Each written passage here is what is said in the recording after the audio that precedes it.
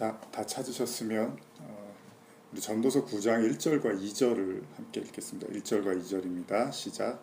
이 모든 것을 내가 마음에 두고 이 모든 것을 살펴본즉 의인들이나 지혜자들이나 그들의 행위나 모두 다 하나님 손안에 있으니 사랑을 받을지는 믿음을 받을지 사람이 알지 못하는 것은 모두 그들의 미래의 일들이니라. 모든 사람에게 임하는 그 모든 것이 일반이라. 의인과 악인, 선한 자와 깨끗한 자와 깨끗하지 아니한 자, 제사를 드리는 자와 제사를 드리지 아니하는 자에게 일어나는 일들이 모두 일반이니 선인과 죄인, 맹세하는 자와 맹세하기를 무서워하는 자가 일반이로다. 오늘의 본문의 말씀을 보면 좀 우리가 어떻게 보면 좀 당황스러울 수 있는 그런 말씀이죠. 지금 읽으신 9장 2절에 보면 모든 사람에게 임하는 그 모든 것이 일반인데 의인과 악인, 선한 자와 깨끗한 자와 깨끗하지 아니한 자와 제사를 드리는 자와 제사를 드리지 아니하는 자에게 일어나는 모든 일들이 다 일반이고 또 선인과 죄인, 맹세하는 자와 맹세하기를 무서워하는 자가 다 일반이다, 이런 표현을 하죠. 보통 우리가 생각했을 때는 죄인과 의인이 있고 또 깨끗한 자와 더러운 자, 부정한 자, 이렇게 우리는 나눠서 생각을 하잖아요. 근데 오늘 전도서 말씀은 그런 모든 것들이 그냥 일반이다라고 하는데, 여기서 사용하는 그 일반이다라는 의미를 보면 그냥 하나의 개념을 갖고 있습니다. 그러니까 다 똑같다, 다 하나다, 이런 의미들을 내포하고 있는데요. 사실 우리가 그렇게 생각하기가 쉽지 않잖아요. 우리가 이제 인과율이라는 것도 있고, 그러니까 반드시 어떤 원인에 의해서 결과가 따르기 때문에 악한 일을 한 사람은 악한 것에 대한 그 처벌을 받아야 되고, 또 착한 일을 한 사람은 착한 일을 한 것에 대해서 어떤 그 보상을 받아야 된다고 생각을 하는 거죠. 근데 오늘 이 본문의 이야기는 그런 모든 것들이 그냥 다 똑같다, 하나다라고 이야기를 하고 있죠. 그래서 그 9장 3절에 이제 모든 사람의 결국은 일반이라, 이렇게 이제 시작을 하는데, 여기서 일반이라가 하나, 에하드, 하나라는 의미를 담고 있습니다. 그러니까 다 하나다라고 이야기를 하는 거예요. 근데 어떻게 우리가 그 둘로 나눠져 있는 것을 하나로 이해할 수 있을까요? 우리는 지난 시간에 걸쳐서 영단번의 제사라든지 뭐 시간과 공간에 대한 이야기, 그리고 나아가서 3층천, 세 번째 하늘.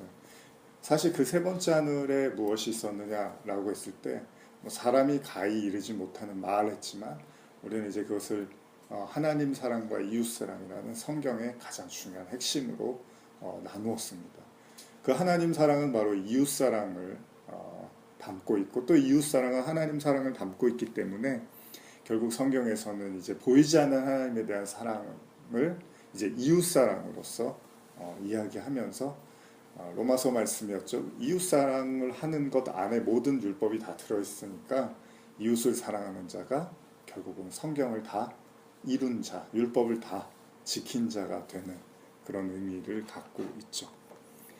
자, 이제 그런 차원에서 우리가 지난주에 기억이 나실지 모르겠지만은 그 하나님이 왜 이렇게 많은 사람들을 창조하셨을까라는 이야기도 나눴죠. 그때 우리가 이제 이런 관점으로 본 거예요. 우리는 시간이라든지 공간을 극복할 수 없는 3차원적 존재죠. 그러니까 우리는 시간이 지나봐야지 알고, 또 그 공간에 가봐야지만 아는, 그래서 우리는 시간과 공간에 제약을 받는 사람들이죠. 근데 하나님이 이 세상이라는 걸 만들어 놓으시고, 지금은 이제 많은 그 정보나 이런 것들을 쉽게 볼 수 있는 세상이 됐기 때문에 지구 반대편에, 아니면 뭐 우리가 정말 한 번도 듣도 보지도 못한 그러한 나라와 사람들의 소식을 들을 수도 있는 그런 형편에 처해 있죠. 그러다 보니까 우리는 간접적 경험이라는 것을 할 수 있게 되는 거죠. 하나님의 은혜를 받지 않을 때, 우리가 하나님의 은혜 가운데 살지 못할 때 우리는 이렇게 메마르고 불행하고 괴로운 삶을 살 수 있겠구나. 또 반대로 우리가 이렇게 내가 이 세상에 한 번 태어나서 뭐 남자나 여자나 어떤 하나의 성을 가지고 한 번 태어나서 우리가 이렇게 어떤 하나의 나라에서 또 하나의 지역에서 또 부모 우리가 뭐 선택하는 게 아니잖아요. 어떤 부모에 의해서 태어나서 우리가 원하든 원치 않든 우리에게 주어진 삶을 이렇게 살아가는데 그러다 보면 우리는 하나의 인생만 사는 것이라고 생각할 수 있지만 사실은 우리의 주변의 사람들을 통해서 이렇게도 살 수 있고 이렇게도 살 수 있고 이런 것들을 우리는 다 보게 되는 거죠. 어떤 의미에서 그런 하나님의 우리에게 주신 세상이라는 것은 우리 자신에게만 빠져 있으면 내 하나의 인생에 머물러 있겠지만 주변을 돌아볼 수 있는 눈이 생기고 하나님이 모든 것을 다스리시고 주관하신다는 그 믿음을 우리가 갖게 될 때 결코 그들의 삶이 나와 무관하지 않다는 것을 보게 되는 거죠. 어떤 의미에서 바로 그 로마서 9장 10장으로 가면서 그 모세와 바로왕에 대한 이야기가 나오죠. 그래서 하나님이 모세도 택하시고 또 바로도 택하셨다. 뭐 이런 이야기를 하면서 우리가 생각했을 때는 바로는 하나님이 택하시지 않고 하나님을 저항하는 인물로 그렇게만 생각을 했지만 하나님은 그 바로를 통해서도 하나님의 영광을 나타냈다라고 말씀을 하시는 거죠. 그러니까 이 땅에 있는 모든 피조물 그렇게 이야기했을 때 이 땅에 있는 모든 피조물들은 하나님의 말씀, 하나님의 어떤 뜻을 가지고 이 세상에 살아가고 있다는 거죠. 단 하나의 어떤 피조물도 예외일 수 없다라는 거죠. 그랬을 때 우리가 주님이 모든 것을 평정하고 다스리신다는 것을 인정하게 될 때 내 주변에 보이는 모든 사람들과 모든 사건과 모든 환경들은 하나님의 말씀을 담고 있다라는 것을 우리는 인지할 수 있게 되는 거죠.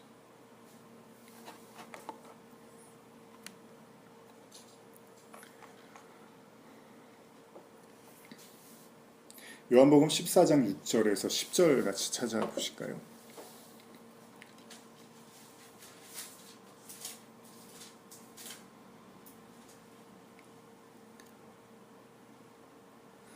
자, 한 절씩 교독하시겠습니다. 요한복음 14장 6절에서 10절입니다.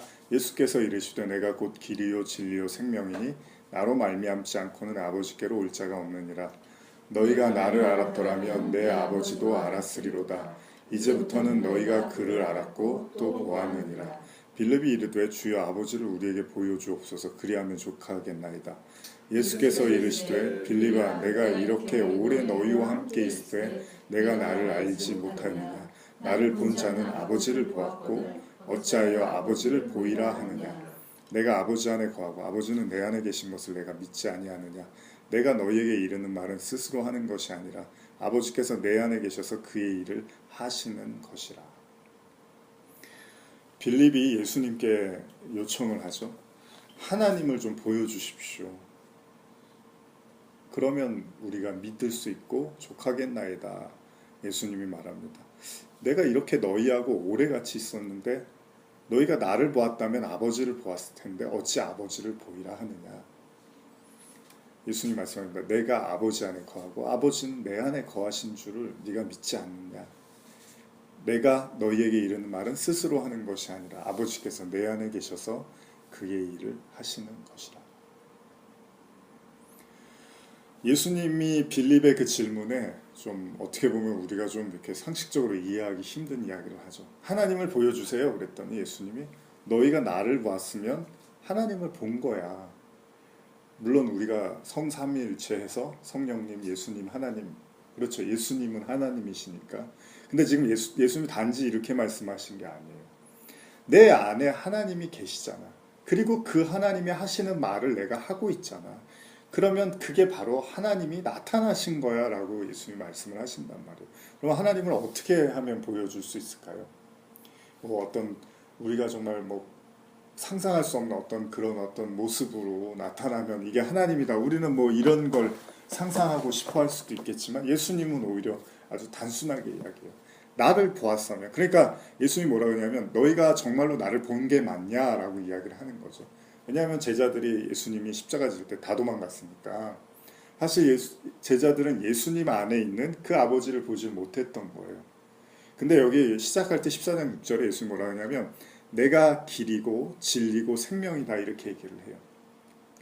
자, 이런 관점에서 보면 여러분 우리는 예수님 하나님 이렇게 따로따로 생각을 하고 싶어 하잖아요. 예수님 당신이 하나님의 아들이니까 하나님도 어떻게 보여주세요. 하나님을 좀 오라 그래서 이렇게 보여주세요. 이런 차원으로 생각을 하는 거잖아요. 근데 예수님이 내가 길이요 진리요 생명이니 나로 말미암지 않고는 아버지께로 올 자가 없다 이렇게 얘기를 해요.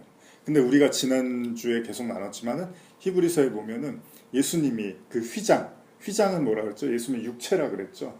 그러니까 예수님의 육체가 갈라지면 그 지성소를 가리고 있었던 그 커튼과 같은 그 휘장이 이렇게 갈라지면서 우리가 그 지성소 안으로 들어가는 거죠. 거기 이제 하나님의 임재가 있는 곳이에요. 그러면 예수님이 내가 길이다라고 할 때, 자, 우리는 그 예수라는 길을 걷는 거예요, 지금 다. 저와 여러분들은 어떤 길을 걷고 있잖아요. 지금 인생이라는 길을 걷고 있고 신앙이라는 길을 걷는데 그 길이 뭐냐? 성도에게는 딱 하나밖에 없어요. 예수라는 길을 걷고 있는 거예요. 근데 예수라는 길을 걸어서 우리는 어디로 가요? 진리와 생명으로 가야 되는 거예요. 그 길 끝에서 진리를 만나고 생명을 만나야 돼요. 근데 그 길 끝에 뭐가 있어요? 예수라는 휘장이 있단 말이에요. 그러니까 반드시 예수를 그 길이신, 진리신, 생명이신 예수라는 휘장이 갈라져야지만 우리는 누구에게 가는 거예요? 아버지께로 가는 거죠. 그래서 예수님이 제자들한테 그러는 거예요. 자, 너희가 진짜 나를 알면 그 나라는 길을 통해서 그 하나님 아버지를 알게 될 텐데 제자들은 지금 얼만큼만 본 거예요. 아직 그 길에 끝까지 가보지가 않은 상태란 말이죠. 그러니까 그 길 위에서 하나님을 막 찾고 있는 거예요. 근데 예수님이 하나님은 그렇게 찾는 게 아니야. 너희가 반드시 예수라는 나라는 그 길을 걸어서 그 길의 끝에서 그 휘장을 갈라뜨리고 그 안에 그 하나님 안으로 너희가 들어가는 거지. 그러면 하나님이 너희 안에 계신 거고 너희가 하나님 안에 계신 거고 내가 너희 안에 있는 거고 너희가 내 안에 있는 예수님이 계속 이 얘기를 하시는 게 십자가 지기 직전의 이야기죠. 그러니까 하나님은 우리에게 주시는 신앙은 어떤 기적이라든지 어떤 능력이라든지 가끔 이제 그런 이야기들을 저도 들어요. 진짜 하나님의 복음이 나타나면 진짜 하나님의 진리가 나타나면 그것이 어떻게 우리에게 증명이 될 것인가라는 우린 질문이나 생각들 많이 하잖아요. 근데 여러분 사도 요한이 요한계시록을 썼어요. 요한복음도 쓰고 뭐 예수님의 아주 수제자였고 사랑하는 제자였어요. 그가 예수님이라는 길을 다 걸었어요. 그리고 그 부활과 그 십자가의 그 능력을 다 경험하게 됐어요. 그리고 그 3층 천이라는 그 계시록의 그 하나님의 완료된 세상까지 다 봤어요. 근데 그의 현실은 어디였죠? 반모섬이라는 그냥 죄인의 신분으로 그 섬 속에서 나오지도 못하고 거기서 계시록을 쓰고 있었어요. 뭐 바울도 마찬가지죠. 바울이 뭐 대단한 그런 삶을 산 게 아니라 감옥에서 맨날 그러고 다녔어요. 뭐 조금 복음 전하다 또 감옥에 붙잡히고. 그러면 우리가 봤을 때는 그 삶이 뭐가 그렇게 행복하고 아름다워 보이겠습니까? 그러나 바울은 그렇게 얘기하지 않아요. 자신은 자족하는 삶을 살고 있고 천국의 시민으로서 충분한 기쁨을 누리고 있다고 한단 말이죠. 사도 요한도 마찬가지입니다. 반모섬에서 그 하나님의 나라, 그 계시록에 그 완료된 그 하나님의 나라를 써가면서 요한은 말 그대로 사랑, 하나님의 그 사랑을 입은 요한은 그 사랑을 우리에게 듬뿍 나눠주고 있었던 거죠.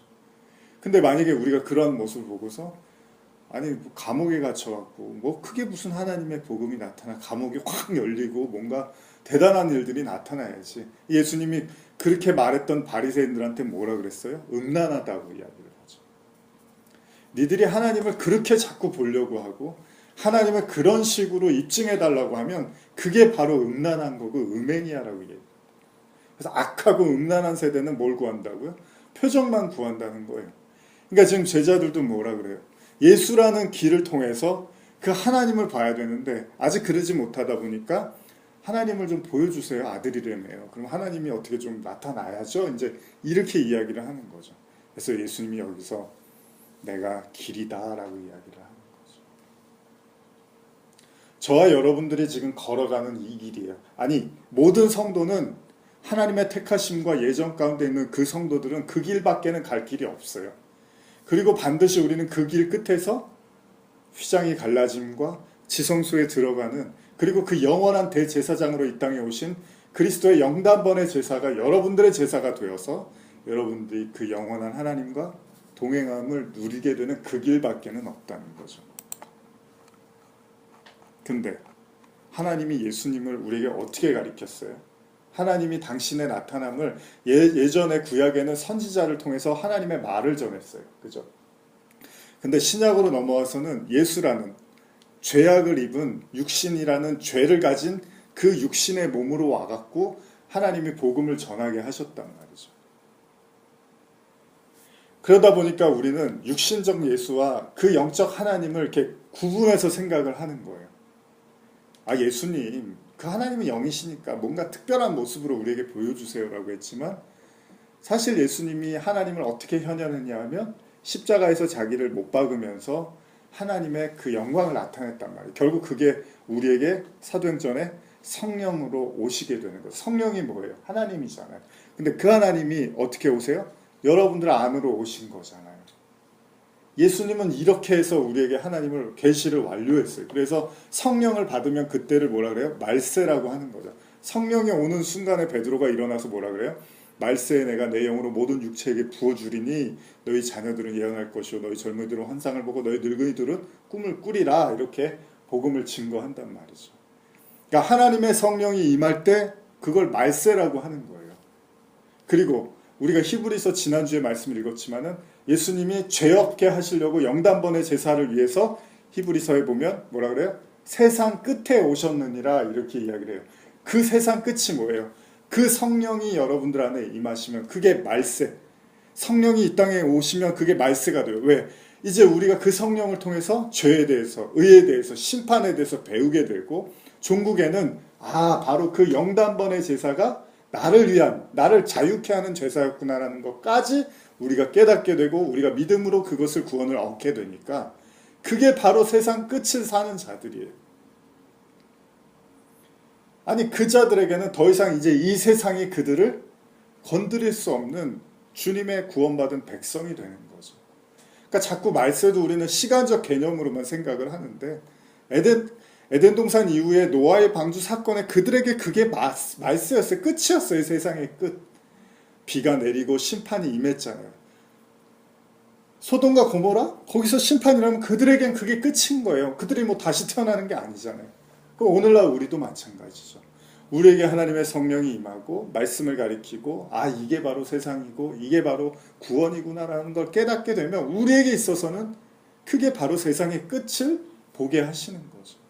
왜요? 예수님이 알파와 오메가이신데 그분이 우리 안에서 그 모든 영단번의 제사를 가르쳐 주시면 이제 더 이상 그 역사 속의 그 시간과 그것은 우리에게 의미가 없는 거예요. 왜냐하면 우리는 하나님 나라를 이미 살고 있는 자들이니까. 그럼 우리는 이 땅에서 나그네처럼 자유인으로 천국 시민으로 위의 것을 찾아가며 살아가는 거예요. 그렇다고 해서 이 세상의 일에 등한시하고 이 세상을 무시하라는 게 아니라 이 세상에 속박되지 않는 상태로 이 세상에 의해서 좌지우지되지 않는 삶으로 우리는 오히려 이 세상의 종으로 사는 게 아니라 이 세상이 하나님의 말씀으로 지어진 것을 인지하고 내게 환난이 다가오고 내가 고통이 다가온다 하더라도 그 안에서 하나님의 말씀들을 찾아가는 거예요. 이건 완전히 다른 삶인 거예요. 이거는 아파트값 올라가고 내려가고 막 그런 어떤 이 세상의 땅값 막 이런 거에 우리가 연봉이 어떻고 막 이런 거에 우리가 좌지우지되는 게 아니라 하나님이 모든 것을 지으셨으니까 그 속에서 나는 그 자유로 살아가는 누림의 삶을 살게 되는 거죠. 근데 반드시 어디서 시작해야죠? 예수라는 길에서 시작해서 예수라는 길에서 끝나야 되는 거예요. 예수라는 길에서 시작해서 예수라는 휘장이 찢어짐으로써 그 하나님 안으로 들어가는 것, 여기까지 우리는 반드시 걸어가야 된다는 거죠. 그래서 마태복음 13장 44절에 52절 보시면요. 교독해 보실까요? 마태복음 13장 44절에서 52절입니다.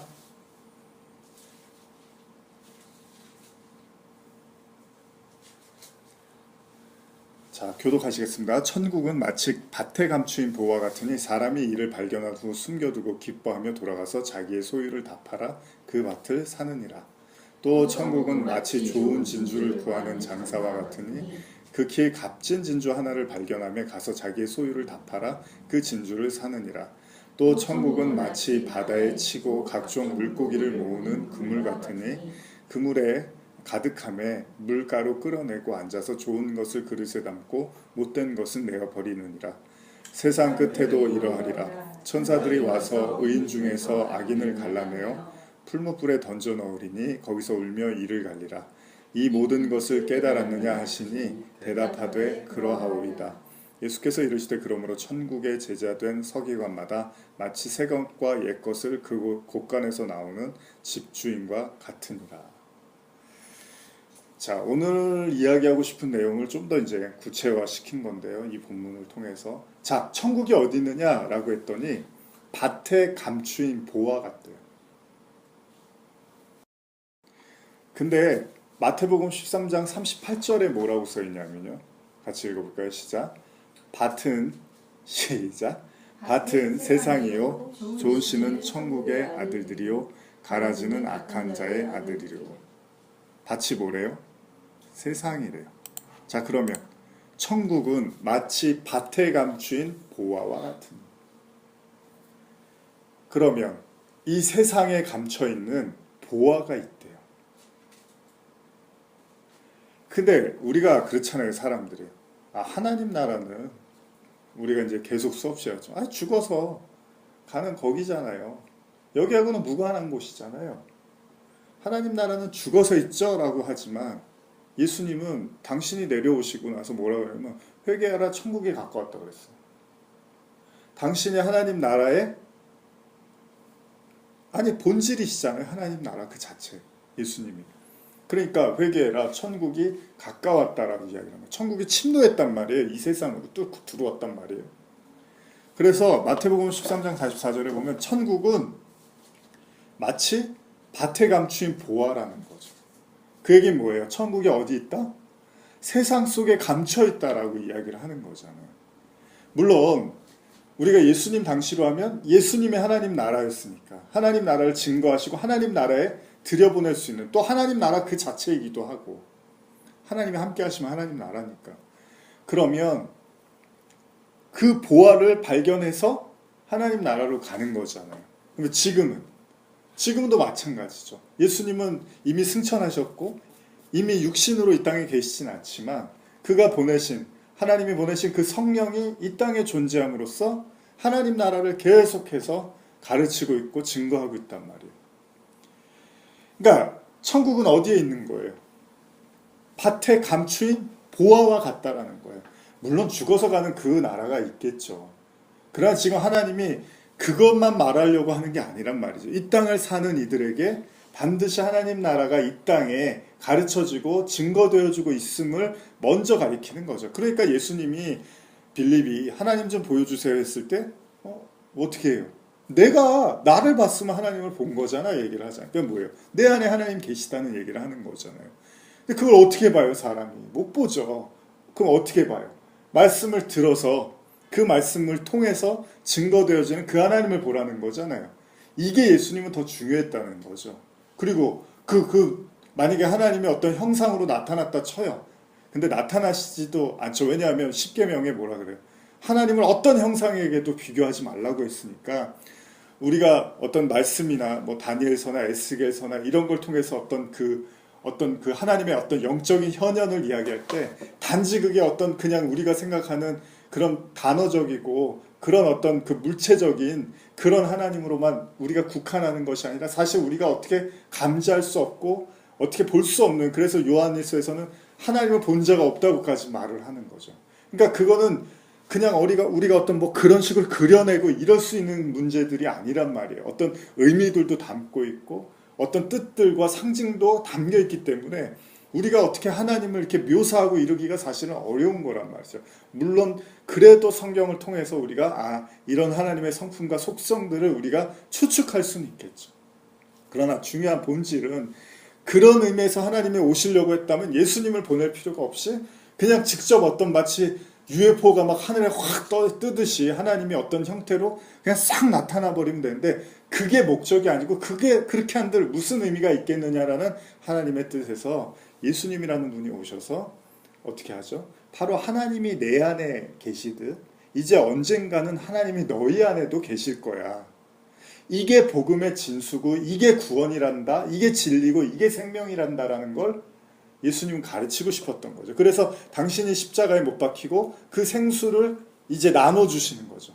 사마리아 여인에게도 말했던 것처럼 자 이제 생수 진짜 물을 나눠줄 거야. 그리고 그 생수로 진리의 성령이 우리에게 오시게 되는 거죠.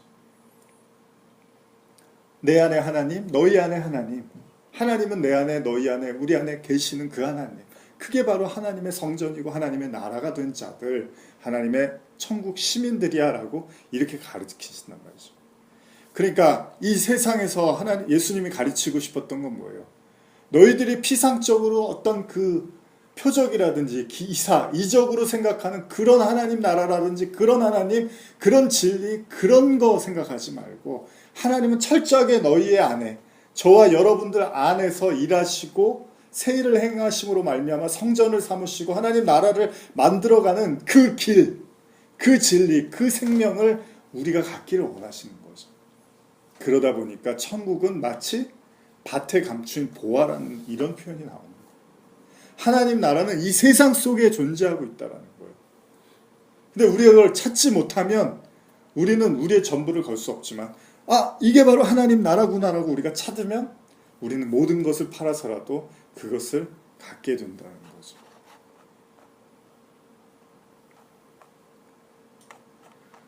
자, 이렇게 됐을 때 제가 드리고 싶은 말씀이 뭐냐면 예수라는 어떤 이들은 예수를 보면서 하나님을 제자들이 지금 보지 못하잖아요. 그 안에 하나님이 계시구나. 성령으로 계시는구나. 생수로 계시는구나. 진리로 계시는구나. 영으로 계시는구나. 이거를 이제 보지 못하니까 하나님을 보여주세요. 이렇게 이야기를 한단 말이에요. 그래서 누가복음에 보면요. 누가복음 2장 28절에 보시면 누가복음 2장 28절에서 35절입니다.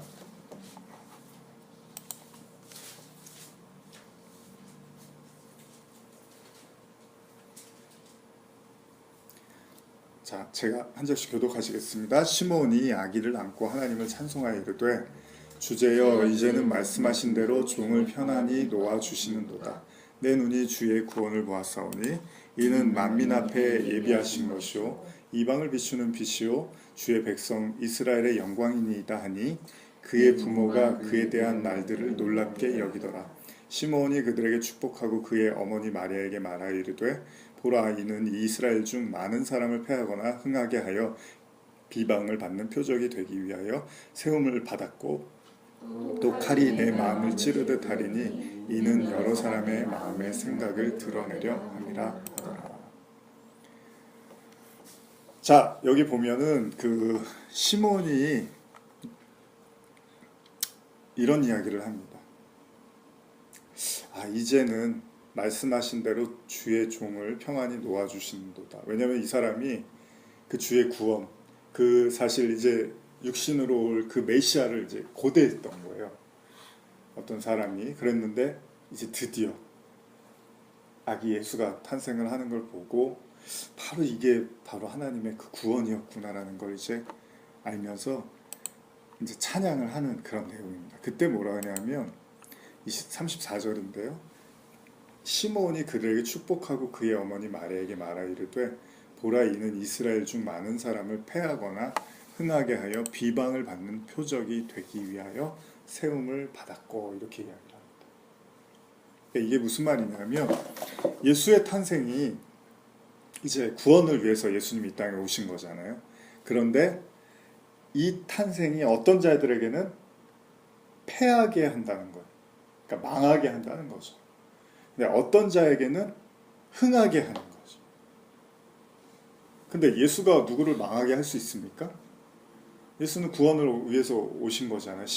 본인도 그러잖아요. 내가 심판하러 온 게 아니라 구원하러 왔어. 그러는데 근데 지금 뭐라 그래요? 어떤 사람들에게는 망하게 하는 표적이 되고 어떤 사람에게는 흥하게 하는 표적이 된다는 거예요. 표적이라는 거 아시죠? 표적. 그러니까 예수라는 표적이 그렇게 한다는 거예요. 그래서 그걸 구체적으로 설명한 게 35절인데 또 칼이 내 마음을 찌르듯 하리니 이는 여러 사람의 마음에 생각을 드러내려 함이라 하더라. 그러니까 예수라는 그 표적이 사실 예수님 이제 말씀을 하세요. 그 말씀은 뭐죠? 하나님으로부터 온 말씀이잖아요. 그러니까 하나님의 말을 이렇게 전했는데 그게 사람들한테 뭘로 가요? 칼로 이제 찌르는 거예요. 그래서 스데반이 설교를 하고 나니까 어떻게 해요? 사람들이 다 돌을 던져갖고 스데반을 죽이자 그런단 말이에요. 그러니까 어떤 말이 딱 전해져서 그들에게 찔림으로 와요. 그런데 이제 딱 두 부류로 나눈다는 거예요. 하나는 돌을 들고 저놈 죽여야 돼 라고 하면서 패망하는 우리의 패역함과 우리의 거짓됨을 드러내서 그걸로 그냥 망해버리는 자들이 나올 것이고 또 어떤 자들은 딱 찔렀는데 찔림을 받고 내가 이렇게 악한 존재구나. 내가 이렇게 죄인이었구나. 라고 하면서 회개로 넘어가는 자들이 올 거라는 거예요. 근데 예수가 두 명이에요. 심판하는 예수가 따로 있고 구원하는 예수가 따로 있어요. 하나란 말이에요. 근데 그 하나를 어떻게 보는 거예요? 이쪽에선 저주로 보고 이쪽에서는 생명으로 본다는 거예요. 예수는 한 분이었단 말이에요. 근데 유대인과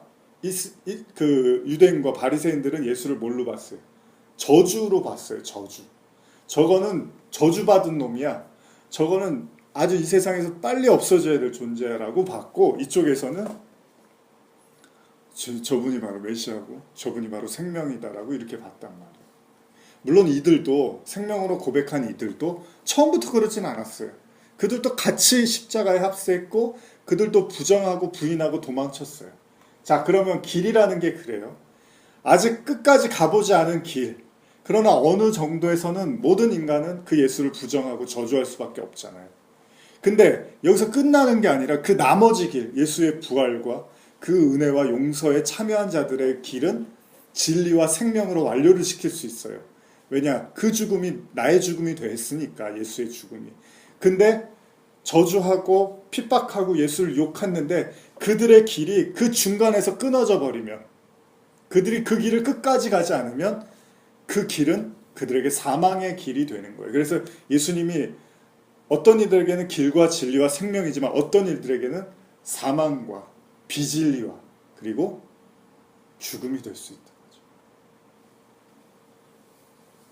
예수가, 여러분, 이 세상에는 다른 신은 없잖아요. 하나님만 있어요. 그러면 하나님의 의도대로 이 세상이 만들어졌기 때문에 하나님은 딱 두 개만 가리키겠죠. 하나님의 구원과 그렇지 않은, 이렇게 나누어질 거예요. 아까 우리 읽으신 말씀처럼 물고기 잡아갖고 좋은 거하고 나쁜 거 이렇게 두 개로 나누는 거예요. 이 세상엔 다른 신은 존재하지 않습니다. 그냥 하나님만 계세요. 근데 그 하나님이 우리를 어떻게 구원하시겠냐 하면 예수라는 표적을 딱 던져주고서 자, 저거를 어떻게 보느냐에 따라서 어떤 이에게는 이게 구원으로 넘어가는데 어떤 이에게는 이게 저주와 멸망으로 가는 거예요. 그러니까 비진리라는 건 뭐 기독교인이 다른 종교를 이렇게 흡수하면 그게 비진리고 뭐 이렇게 했는데 그건 아주 낮은 차원이고 진짜 비진리는 뭐예요? 그 그리스도, 그 메시아가, 그 메시아라는 길을 우리가 생명과 진리로 받아들이지 못하고 그 길에서 우리가 중간에, 그 길의 중간에서 그냥 저거는 저주받을 대상이고 저거는 우리를 고통만 주고 악이야 라고 해버리면 그게 우리에게 저주가 되겠죠. 그래서 제자들이 이제 부름을 받았는데 유다만 그 구원에 들어가지 못한 말이에요. 그러니까 어떻게 보면 유다는 그 구원받지 못하는 자의 대표의 모습을 우리에게 보여주고 있단 말이에요. 나머지 제자들은 이제 그 구원에 참여하게 되는 거죠. 똑같이 예수를 따랐는데 그런 일들이 나타난단 말이에요. 자, 마태복음 14장 22절에서 33절입니다.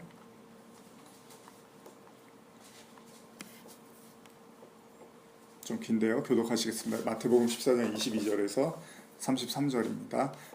예수께서 즉시 제자들을 재촉하사 자기가 무리를 보내는 동안에 배를 타고 앞서 건너편으로 가게 하시고 무리를 보내신 후에 기도하러 따로 산에 올라가시니 젊음에 거기 혼자 계시더니 배가 이미 육지에서 술이나 떠나서 바람이 거스름으로 물결로 말미암아 고난을 당하더라.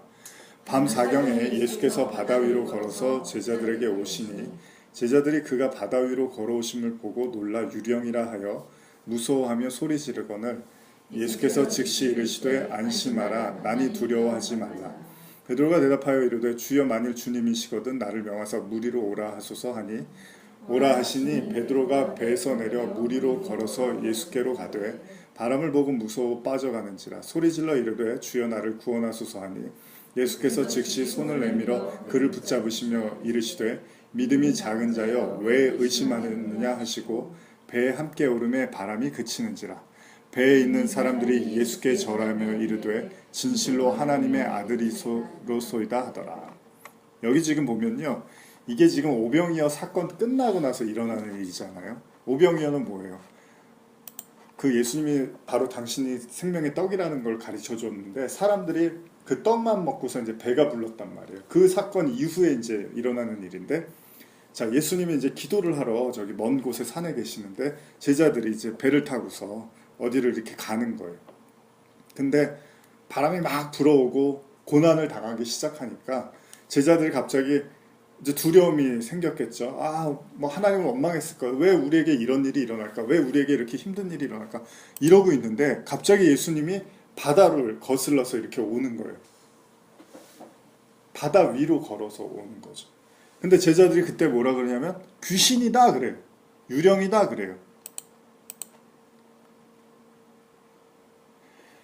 이게 지금 아이고 너무 공포스러운 상황에서 누가 갑자기 확 나타났으니까 귀신인 줄 알았잖아. 이런 얘기를 뭐하러 씁니까 여기다가.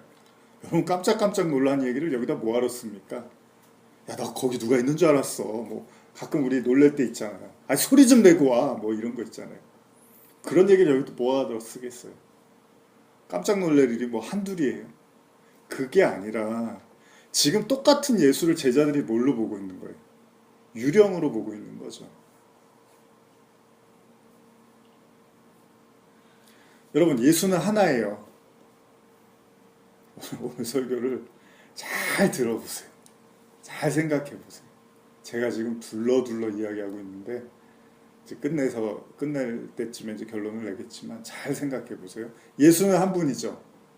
근데 마음은, 예수를 보는 마음은 둘이에요. 둘. 유령인가 보다.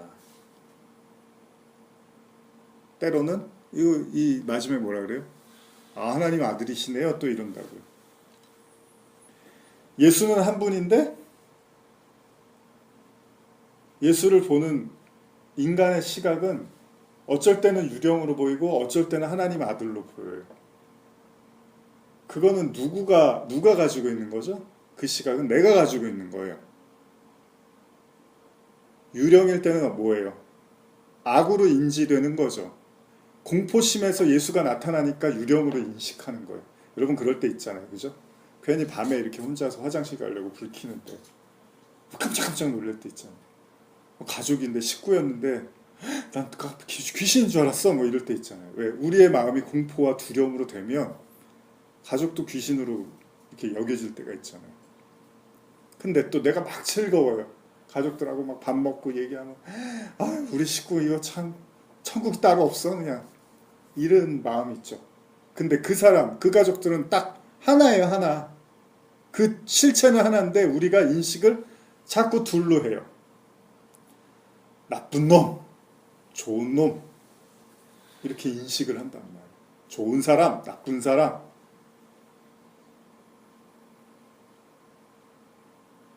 그래서 지금은 예수를 유령, 이거 누가 제일 많이 한 얘기죠?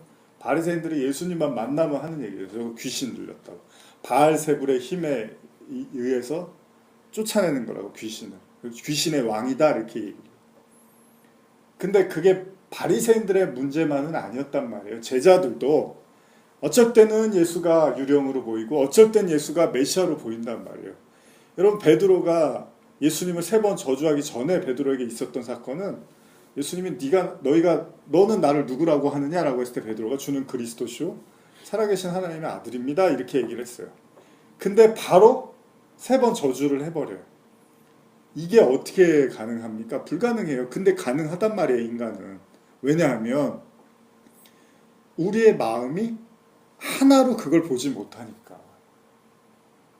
그러니까 저와 여러분들은 우리의 두려움과 우리의 공포심과 우리의 죄성의 기인에서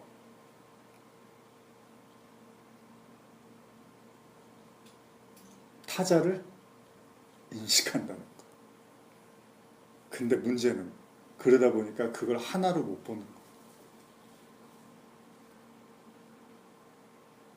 실체를 못 본다는 얘기예요, 제가 드리는 거.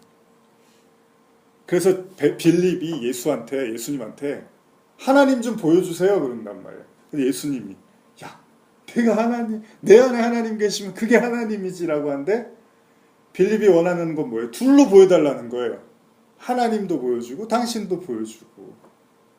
그러니까 우리는 뭘를 좋아해요? 둘로 보고 싶어 하는 거예요. 둘로. 좋은 것과 나쁜 것. 이게 둘로 보고 싶어. 이게 뭐예요? 선악과를 따먹은 인간의 부패한 마음이겠죠. 그러니까 우리는 모든 걸 둘로 봐요. 심지어는 우리가 너무나 사랑하고 아끼는 사람도 둘로 보여요. 좋은 사람, 나쁜 사람. 뭐 그럴 수 있어요. 왜냐면 우리는 다 그러니까. 왜냐면 맨날 잘해주는 것만은 아니니까. 못된 짓 할 것 같으면 또 나쁘게 보이기도 하잖아요. 부모도 마찬가지죠. 좋게 보였다가 나쁘게 보였다가 이렇게 우리는 둘로 보이는데 좋아요. 여기까지는 인간이 그럴 수 있는데 하나님도 그렇게 보면 안 된다는 거죠. 좋은 하나님, 나쁜 하나님. 그래서 우리는 뭐예요? 우리 지난주에 나왔지만 빛은 좋은 거, 어둠은 나쁜 거. 부유한 건 좋은 거, 가난한 건 나쁜 거. 깨끗한 건 좋은 거, 더러운 건 나쁜 거. 그리고 이게 종교의 근간을 이루어요. 성속 이론. 그러니까 모든 종교는 이 성과 속으로 구분해요. 성스러운 것과 속된 것. 제가 이번에 이제 저희가 장소를 옮기려고 이제 그 몇 가지 기물들을 알아봤더니 하여간 교회 그 성전에 붙은 그런 것들은 엄청 비싸요. 나무로 그냥 만들었는데도 가격이 많이 올라가요. 물론 뭐 물가가 많이 올라서도 있지만 또 제 생각에는 뭔가 성스러운 거는 좀 비싸야 된다는 생각을 할 수도 있잖아요. 똑같은 그냥 물건이라도. 그러니까 뭔가 우리는 그렇게 성과 속으로 이렇게 나눠서 보는 거죠, 모든 것. 그래서 오늘 읽은 게 그런 의미예요. 근데 하나님은 그게 다 뭐라 그래요? 하나다 그런다. 하나님은 이 세상을 뭘로 보고 있어요? 하나로 보고 있는데 우리는 의인과 선인과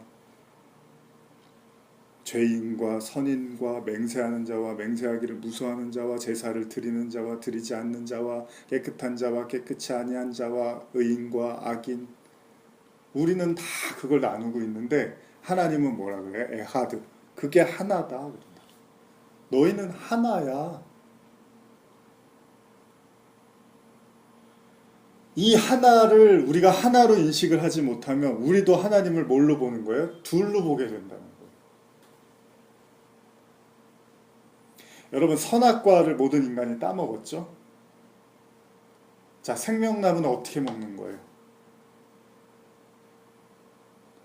어디 선악과 있고 어디 생명나무 있고 이렇게 보잖아요, 우리는. 근데 좋습니다. 그럴 수도 있어요. 근데 우리가 말씀에 근거해서 그동안 나눴던 말씀을 들어보니까 어때요?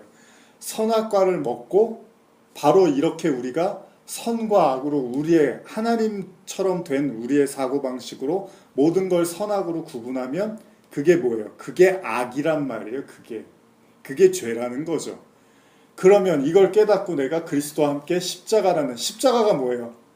예수님이 생명나무잖아요. 십자가. 우리에게는 지금 생명나무는 십자가밖에 없단 말이에요. 근데 그 십자가에는 뭐가 담겨 있어요? 저주가 있단 말이에요. 저주가 있지만 거기에 또 뭐가 있어요? 생명이 있죠. 십자가에는 뭐가 있어요? 죽음이 있어요. 근데 그 안에 또 뭐가 있어요? 생명이 있죠. 저주가 있는데 복이 있고 죽음이 있는데 생명이 있네요. 그럼 이게 둘이에요, 하나예요?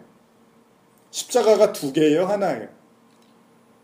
하나가 내포하고 있는 거네요. 복과 저주가 그 안에 같이 있단 말이에요. 왜? 예수님은 우리의 저주를 받아서 십자가에 매달렸으니까. 근데 그 십자가에 매달려서 죽으면 뭐가 되는 거예요? 부활이 되니까 그게 복이 된단 말이에요. 그러면 그 십자가가 생명나무란 말이에요. 그러면 굳이 선악과 생명나무로 이야기한다면 선악과 생명나무가 따로 있는 거예요? 붙어 있는 거네요. 아, 내가 선악과를 먹고 이게 죽음이구나, 이게 사망이구나라고 하나님 앞에 온전히 회개하면 그게 생명나무를 먹은 게 되는 거잖아요. 그게 십자가의 원리잖아요. 십자가에서 죽으면 그게 부활의 십자가가 되는 거니까. 그래서 바울이 나중에 뭐라 그러는 줄 아십니까? 다 때려치고 하나로 얘기를 해요. 내게 그리스도의 십자가 외에는 자랑할 게 없다. 이걸로 그냥 정리를 해봐요, 복음. 그럼 십자가가 뭐예요? 생명나무 맞죠? 근데 그 십자가에는 뭐가 있어요? 저주와 죽음과 사망이 있단 말이에요. 근데 그것이 동시에 생명과 복과 영생으로 붙어있단 말이에요. 이걸 뭐라 그래요? 이걸 영단번 제사라고 하는 거예요. 죽음이 생명으로 넘어가고 저주가 복으로 넘어가고 사망이 영생으로 넘어가는 하나로 담겨 있단 말이에요. 근데 그걸 우리가 둘로 봐버리면, 그래서 십자가가 누구에게는 거치는 거가 되는 거예요. 미련한 자들의 거라고 하는 거죠. 그래서 요즘도 복음 너무 회개 얘기만 하냐? 맨날 어두운 인간의 죄만 얘기하냐? 맨날 너희들은 그런 얘기만 하냐? 그게 뭐냐? 우울증 걸렸냐? 너희들 인간에 대한 혐오증이 있냐? 인문학하냐? 이런데 그게 아니라 그 죄가 해결돼야지 복음으로 넘어가는 거잖아요. 그러면 좋은 얘기만 하면, 맨날 좋은 얘기만 하면 진짜 행복해져요? 근본적인 원죄가 해결되지 않고 그 죄라는 것의 증상들 때문에 우리가 당하는 고통이라는 게 있는데 좋은 얘기하고 맨날 웃으면은 그러면 행복해져요? 뒤돌아보면 교회 발 떠나는 순간 그냥 사라져버릴 안개 같은 거짓 평화라면, 근데 우리는 그런 거는 나쁜 거, 이런 건 좋은 거, 누가 구분해요? 우리가 구분해내는 거. 왜? 그게 여러분과 저의 죄라는 거예요. 그래서 뭘 얘기 드리고 싶으냐면, 세상에서 진주를 보는 거고요, 예수 안에서 하나님을 봐야 되는 거라는 거예요. 이게 무슨 얘기예요? 이 세상은 예수님의 애하다 하나로 봤으니까 우리는 선인과 악인이 있다고 하지만 예수님은 악인밖에 없어요. 이 세상에 어둠밖에 없단 말이에요. 근데 이 어둠에서 여러분들이 뭘 봐야 돼요? 빛을 봐야 돼요. 그러니까 어둠과 빛은 따로따로 떨어져 있는 게 아니라 여러분들이 어둠이라는 것을 통해서 볼 수 있는 게 빛이라는 거예요. 죄라는 걸 통해서만 깨달을 수 있는 게 은혜라는 거죠. 사망이라는 걸 통해서만 깨달을 수 있는 게 영생이라는 거예요. 그러니까 이 세상에는 하나님이, 우리가 죄로 말미암아 어둠밖에 없잖아요. 근데 그 어둠 속에서 우리는 빛이라는 길까지 가는 거죠. 그래서 그 길을 끝까지 가야 되는 거예요. 우리는 어떤 길이요? 십자가의 길.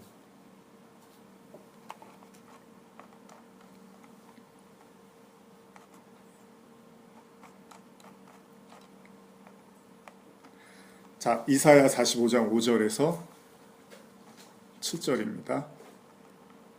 예전에 다 나눈 거예요. 오늘 이제 정리하면서 중요해서 이제 다시 한번 이렇게 정리를 해드리는 겁니다. 이사야서 45장 5절에서 6절입니다. 7절까지입니다. 같이 읽겠습니다. 시작.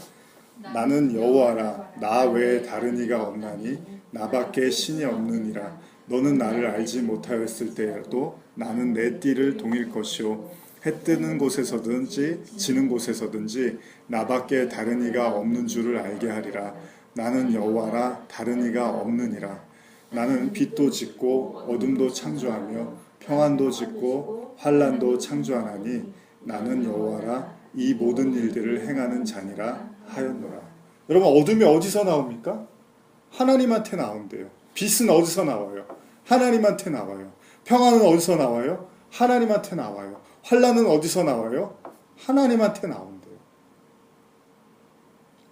그럼 이건 둘이 아니라, 여러분 무슨 영화 보면서 영화를 우리가 다 진짜 따로따로 그 캐릭터별로 봅니까? 근데 실제로는 한 사람 머리에서 나온 거죠. 한 사람 머리에서 나온 거를 그 사람의 의중을 가장 잘 반영한 감독이 그 영화를 만드는 거잖아요. 그럼 거기 캐릭터가 수백 캐릭터가 나온다 하더라도 그건 다 한 사람의 머리에서 나온 거네요. 그럼 그거는 하나의 의미를 담고 있겠네요. 그 글을 쓴, 그 글을 집필한 사람의 의도가 있을 거라는 거예요. 그죠? 그러면 그 안에서 나쁜 캐릭터를 한 사람은 진짜 나쁜 사람입니까? 그 안에서 좋은 캐릭터가 나온 사람은 진짜 좋은 사람이에요? 그게 아니죠. 그 나쁜 사람도 그 좋은 사람도 존재해야 돼요. 왜? 그 글을 쓴 사람의 의중을 반영하기 위해서는 거기에 악한 캐릭터도 있어야 되고 좋은 캐릭터도 있어야 되죠. 그러나 핵심은 뭐예요? 우리가 진짜 봐야 될 건 뭐예요? 야, 걔 진짜 거기서 연기 잘하더라, 못하더라. 야, 진짜 나쁘더라, 진짜 착하더라. 이게 핵심이 아니죠. 그 영화나 그 드라마를 보고 우리가 반드시 이해해야 될 건 뭐예요? 초등학교 때 많이 한 거, 독후감, 느낀 점 쓰는 거잖아요. 이거는 이래서 쓴 것 같아요. 이런 의도로 쓴 것 같아요. 여러분, 그거를 보면 그거를 선이라고 하는 거예요. 근데 야, 그 되게 잘생겼더라. 거기 나오는 진짜, 야, 그냥 나오는 순간 그냥 극장이 술렁거리더라. 야. 그런 거, 그게 지금 오락 영화는 그래도 되지만 진짜 막 작가가 막 진짜 진지하게 썼는데 그거는 사람들 관심이 없어. 이야, 진짜 멋있더라. 이러면 안 되잖아요. 그걸 악이라고 하는 거. 여전히 그 안에서 뭐 잘생겼다, 못생겼다, 연기 잘하네, 못하네. 마치 이제 성경에 비유한다면요. 그것만 보는 게 아니라 작가의 의도를 볼 수 있는 눈을 가지면 에하드, 그걸 하나라고 하는 거예요. 그러려면 반드시 어떻게 돼요? 이 세상을 하나로 봐야 돼요. 여러분들이 이 세상을 하나로 보지 못하면 하나의 의도를 담은 하나님을 하나로 못 보게 되는 거예요. 그러면 유령으로도 봤다가, 제 설교도 그래요. 제 설교 어느 날 듣다가 저 사람은 좀 이상한 사람 아니야? 맨날 왜 저런 얘기만 해? 뭐 가정에 문제가 있나? 아니면 뭐 개인적인 어떤 그런 뭐 욕구 불만이 있나? 뭐 이렇게도 봤다가, 어느 날은 야, 참 괜찮은 설교가 하는데? 뭐 이런 생각을 할 수도 있겠죠. 근데 그게 중요한 게 아니라 여기서 지금 뭐를 말하고 싶은 그 하나의 의도를 봐야 되잖아요. 그걸 하나를 봐야 돼요. 그 하나. 그래서 평안도 하나님이 만들었고, 환란도 만들었고, 어둠도 하나님이 만들었고, 빛도 만들었어요. 왜요? 그래서 위에 뭐라 그래요? 하나님밖에는 없어, 이 세상에. 이걸 자꾸 얘기하는 게, 무슨 다른 존재가 와갖고 하나님한테 회방하고 이런 게 없단 말이에요, 이 세상에. 뭐 하나님이 악마하고 싸우고 이런 게 아니에요. 나중에 지금 꾹꾹 참고 있다가 나중에 싸워서 내가 이긴다? 이게 아니에요. 그게 무슨 하나님이에요. 하나님이 다 다스려요. 제가 예전에 그랬잖아요. 박테리아 하나도 그 사람이 공기 잘못 마시면 죽잖아요. 그럼 그 눈에 안 보이는 그런 세균도 하나님이 다스린다니까요. 근데 뭐는 하나님이 안 다스리겠어요? 그럼 뭐 박테리아가 침투한 거예요? 하나님이 만든 세상에? 나는 이런 박테리아가 생길 줄은 몰랐다. 뭐 이런 말이 안 되잖아요, 이게. 그러니까 하나님이 깨끗하다라는 의미는 이 세상은 다 하나님이 다스린다는 거예요. 다. 예외가 없어요. 우주 끝까지. 130, 시편 139편 11절 12절입니다. 시편 139편 11절 12절입니다.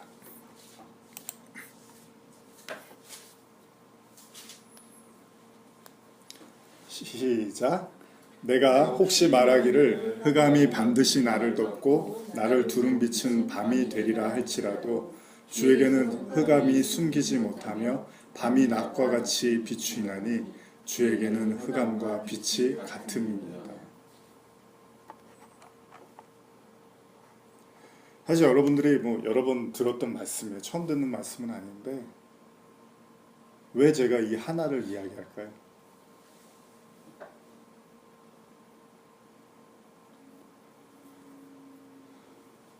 이 하나를 볼 수 있는 눈을 가질 때 우리는 비로소 선악과로부터 벗어나게 되는 거죠. 선악과는 뭐예요? 우리에게 죄를 가져다 주잖아요. 끊임없이 판단하고 정죄하고 또 자책하고. 지난주에도 나눴지만 선악과의 죄의 증상은 수치심이었어요. 자기에 대한 증오. 근데 우리가 이 하나를 보게 될 때 하나님이 내가 착해서 구원하는 거 아니고 하나님이 내가 악하다고 구원 안 하는 게 아니구나. 그것과 무관한 거였구나. 하나님은 나를 구원하시기로 작정하셨고 내게 이 세상의 죄도 어둠도 이 세상의 유한함과 이런 모든 것을 통해서 하나님의 영원과 사랑과 구원이라는 걸 가르쳐 주셨던 거구나.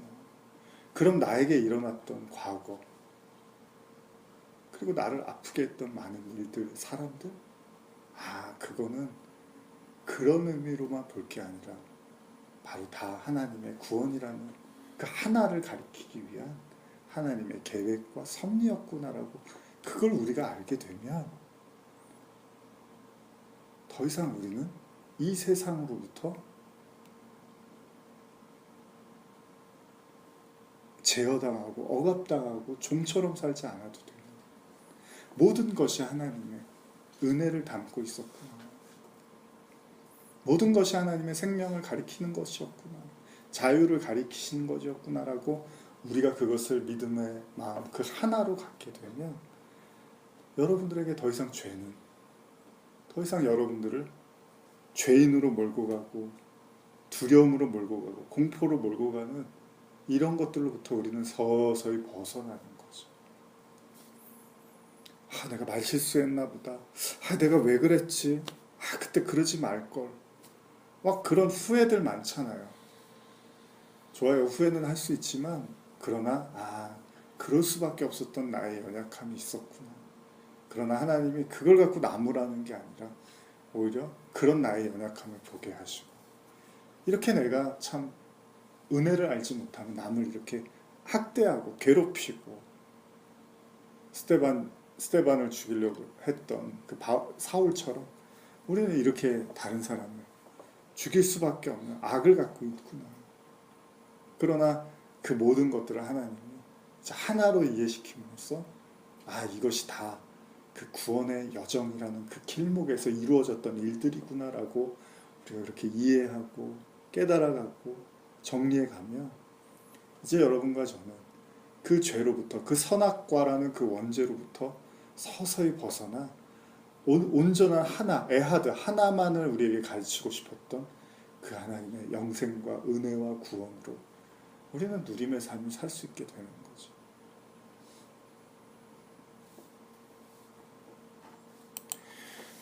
드릴 말씀 많지만 설교를 마무리해야 될 것 같아서 이사야서 11장 6절에서 9절 같이 읽겠습니다.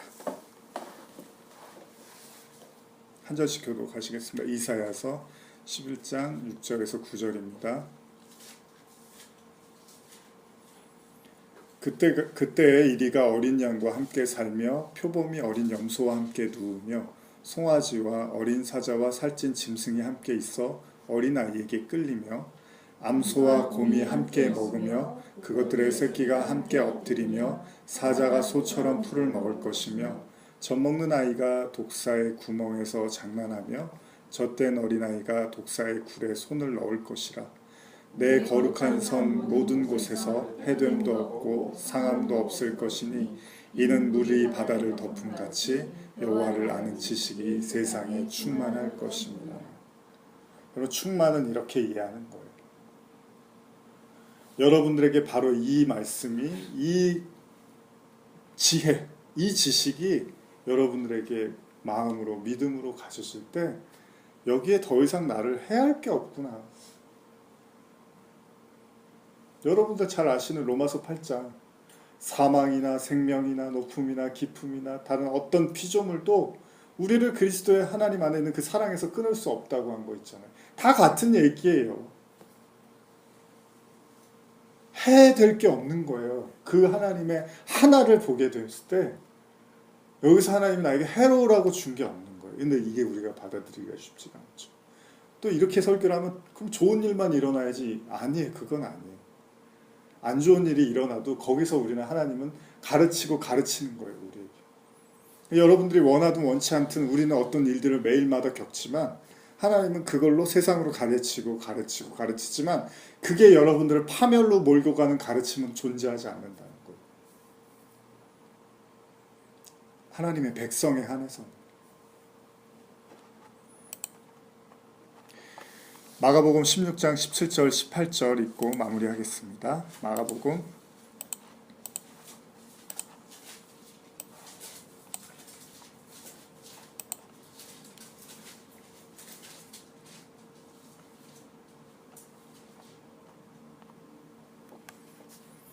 제가 15절부터 제가 읽고 기도하겠습니다. 또 이르시되 너희는 온 천하에 다니며 만민에게 복음을 전파하라. 믿고 세례를 받는 사람은 구원을 얻을 것이요 믿지 않는 사람은 정죄를 받으리라. 믿는 자들에겐 이런 표적이 따르리니 곧 그들이 내 이름으로 귀신을 쫓아내며 새 방언을 말하며 뱀을 집어올리며 무슨 독을 마실지라도 해를 받지 아니하며 병든 사람에게 손을 얹은즉 나으리라 하시더라. 주 예수께서 말씀을 마치신 후에 하늘로 올려지사 하나님 우편에 앉으시니라. 제자들이 나가 두루 전파할세 주께서 함께 역사하사 그 따르는 표적으로 말씀을 확실히 증언하시니라. 기도하겠습니다. 하나님 감사합니다. 우리가 선악과의 원죄의 그 마음으로 세상을 볼 땐 이 세상에는 악독투성입니다. 우리를 해할 수밖에 없는 수많은 도구로 가득 차 있는 세상이지만 우리가 그 어둠 속에서 빛을 볼 수 있게 될 때 그 십자가라는 저주에서 복을 볼 수 있게 될 때 그 예수 안에서 그 하나님을 볼 수 있게 될 때 그 세상에서 그 밭에서 감추어진 보화를 볼 수 있을 때 그리고 그 모든 걸 하나로 사랑으로 구원으로 진리로 이해할 때 고백할 때 우리는 더 이상 이 세상이 해할 수 없는 하나님의 사랑으로 완성되어져 갈 것입니다. 그 누림과 기쁨 속에서 아무리 바쁘고 힘들고 고된 삶이라 하더라도 그 속에서 하나님의 임재와 사랑과 교제의 기쁨, 천국에서도 만나게 하실 그 사람을 이 세상에서부터 보게 하셔서 서로 교제하게 하시고 서로 누리게 하시는 그 하나님이 주시는 공동체의 기쁨을 잊지 않고 누리며 이 땅에서도 하나님 나라처럼 그렇게 살게 하여 주시옵소서. 예수님의 이름으로 기도드립니다. 아멘.